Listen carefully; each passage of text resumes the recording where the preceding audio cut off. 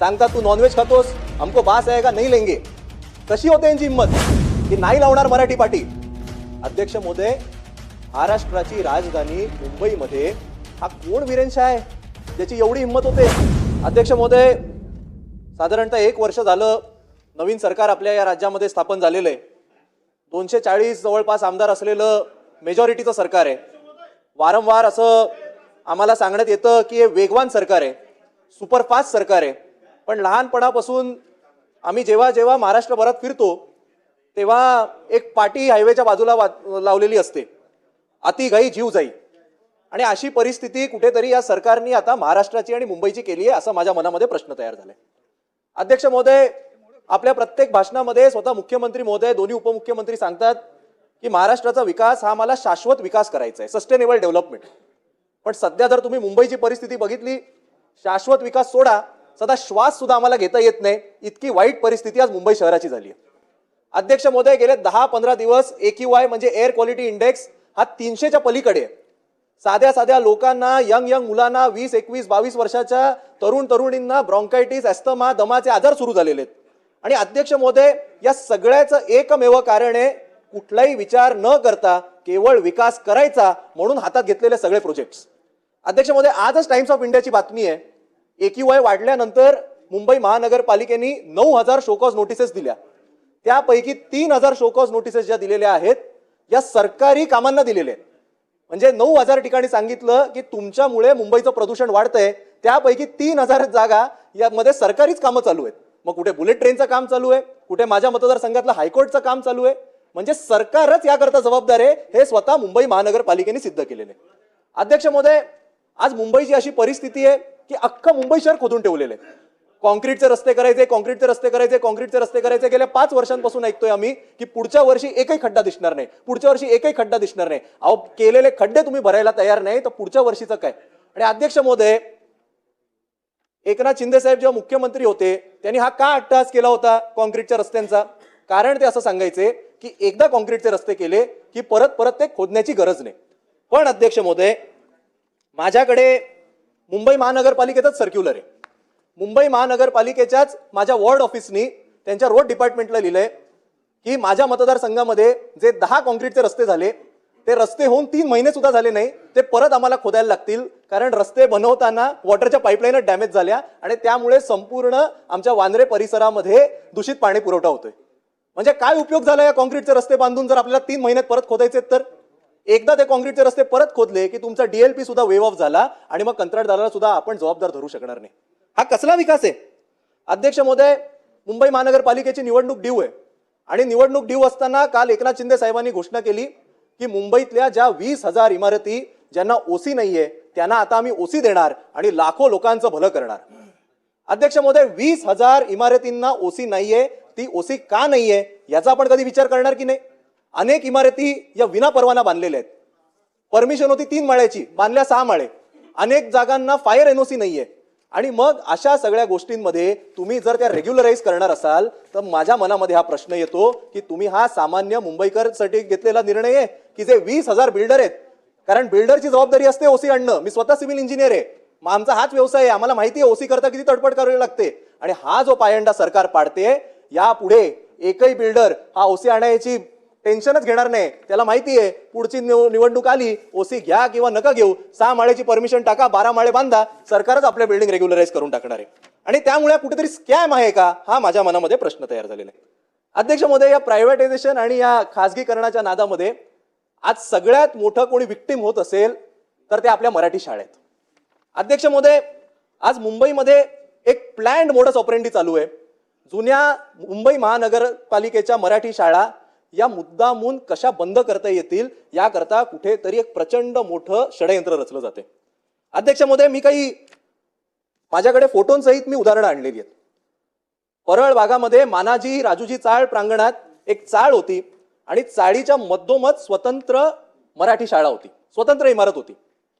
याचा जेव्हा पुनर्विकास झाला, आता पुनर्विकास पूर्ण झालाय, या चाळीच्या ठिकाणी जिकडे मराठी शाळा होती त्याची स्वतंत्र इमारत होती, आज तिकडे अध्यक्ष महोदय काय उभं राहिले, एक लोढा विस्टा नावाची इमारत उभी राहिली आहे, लोढा विस्टा. आणि या लोढा विस्टा इमारतीमध्ये पार्किंग मध्ये केवळ 4 गाळे दिलेत मराठी शाळेकरता.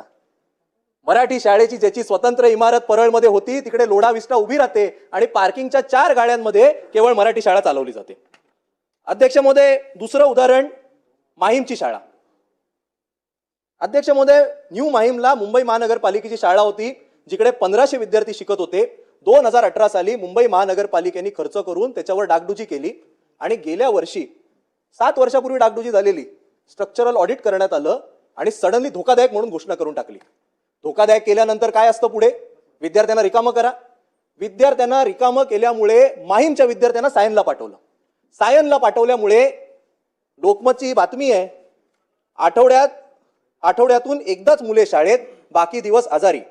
मेहक शेख इयत्ता 8वी, तेजू प्रकाश कुमटेकर इयत्ता 8वी, आर्यन दाभाडे इयत्ता 7वी, जान्हवी दाभाडे इयत्ता 6वी, दीपक दाभाडे 3री यांच्या पालकांनी सांगितले की दुपारी आणि संध्याकाळी मिळून 2.5 तास चालल्यामुळे मुलांचे पाय दुखतात. अनेक पालकांनी स्वतःच्या मुलांना, विद्यार्थ्यांना त्या शाळेतनं काढून टाकलं, खासगीत टाकून दिलं आणि नंतर हे काय अहवाल सांगणार? मराठी शाळांमध्ये मुलंच जात नाहीत, त्यामुळे त्या शाळेची गरज नाही, खासगीकरण करून टाका. आणि जेव्हा पालकांनी विरोध केला तेव्हा नवीन स्ट्रक्चरल ऑडिट झालं आणि जेव्हा लोकांनी विरोध केला, मराठी प्रेमींनी विरोध केल्यानंतर लोकसत्ताची बातमी आहे, दुसऱ्यांदा स्ट्रक्चरल ऑडिट झाल्यानंतर कळलं की C1 कॅटेगरीत मोडतच नाही, याची गरजच नव्हती, काही सगळा पहिला ऑडिट खोटा होता.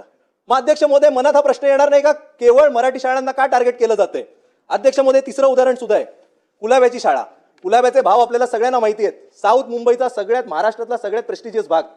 कुलाब्याच्या शाळेला सुद्धा असंच षडयंत्र करून बंद करण्यात येतंय आणि 4 शाळांचे विद्यार्थी हे एका वर्गामध्ये भरवले जात आहेत, एका हॉलमध्ये. आणि मग अर्थातच पालक म्हणतात एवढ्या खालच्या दर्जाचं शिक्षण नको म्हणून वेगवेगळ्या शाळांमध्ये टाकायचं आणि ती सुद्धा शाळा बंद करून टाकायची. अध्यक्ष महोदय, काय चाललंय सगळं?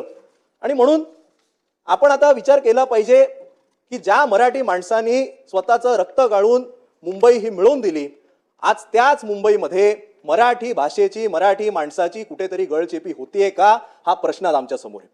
अध्यक्ष महोदय, सर्रास मुंबईमध्ये मराठी माणसाला घर नाकारण्याची हिंमतच व्हायला लागलेली आहे. सांगतात तू नॉनव्हेज खातोस, हमको बास आएगा नहीं लेंगे. कशी होते यांची हिंमत? आपलं अधिवेशन सुरू असताना मीरा भाईंदरचा व्हिडिओ आलाय, त्याच्यात एक माणूस सांगतोय इधर बाजू में हमारा डेरा सर है, इसीलिए हमको नॉनवेज वाले नहीं चाहिए, हमको सिर्फ शाह पटेल ही चलेंगे, मराठी माणूस नहीं लेंगे अंदर. एवढी हिंमत होते अध्यक्ष महोदय? कशी होते यांची एवढी हिंमत? घरे नाकारली जातात.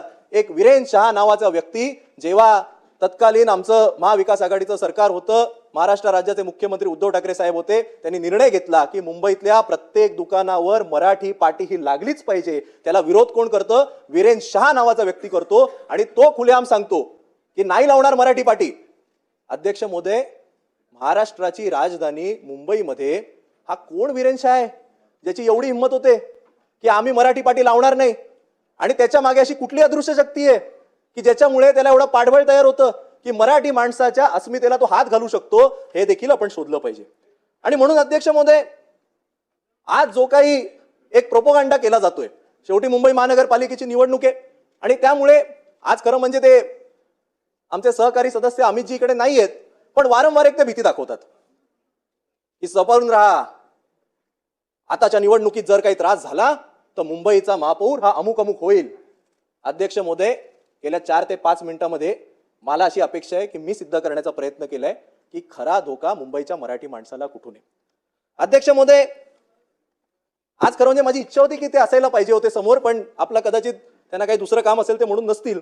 हे विदर्भातलं अधिवेशन आहे आणि म्हणून विदर्भातलेच एक थोर कवी, त्यांचं नुकतं निधन झालं, त्यांचं नाव होतं डॉक्टर मिर्झा रफी अहमद बेग, विदर्भातलेच होते. त्यांची एक, अमरावतीचं ना, त्यांची एक कविता आहे. ही कविता मला वाटतं प्रचंड बोलकी आहे.